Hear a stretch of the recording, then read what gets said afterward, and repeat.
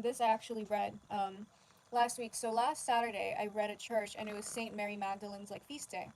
And today I also read at church, and it was Saint Martha, Saint Mary Magdalene, and Saint Lazarus. And if you know that story, Martha, Mary, and Lazarus, they all kind of lived together, right? But what I read about in this book, and I read about this basically right around the day that I read for Saint Mary Magdalene's feast day in my church, was it was here on page 134, and it's from the Gospel of Philip. And it's saying that, I'm reading it out. And the consort of the Savior is Mary Magdalene, and he loved her more than all his disciples and used to kiss her lips. His disciples said to him, "Why do thee love her more?" The Savior said to them, "Why do I not love thee like her?" So it's like he's kind of saying, like, of course, man, like, this is my girl and you're my homies.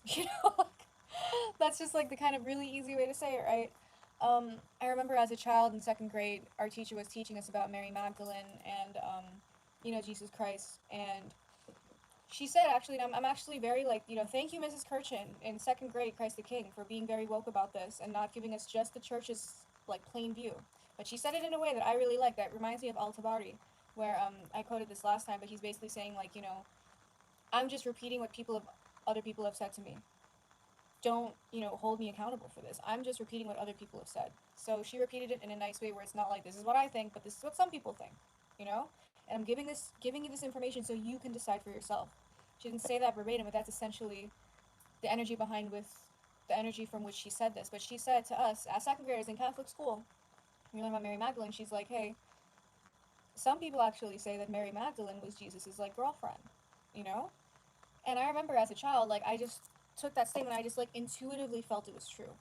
Just like my heart knew it was right. It kind of makes sense. And it makes sense also that they would basically scrub this out of Christianity, right? And that's one thing that I actually like about Islam is that, Muhammad was allowed to have, wives and things like that. Khadijah is one of the most important characters in the history of Islam. So it's like, why didn't the church allow Jesus to have Mary Magdalene, at least in the later writings? Because we have the Gospel of Philip saying that Jesus would kiss her. So, I personally, I do think that Jesus and Mary Magdalene were a thing. How do I know that? Unverified personal gnosis. So, sorry, But you listen to what I'm saying and figure it out for yourself. Do your own research. I'm just here giving you little seeds and giving you little crumbs along the way so you can find, I don't know, find the fucking flour and make your own fucking bread, So, alright.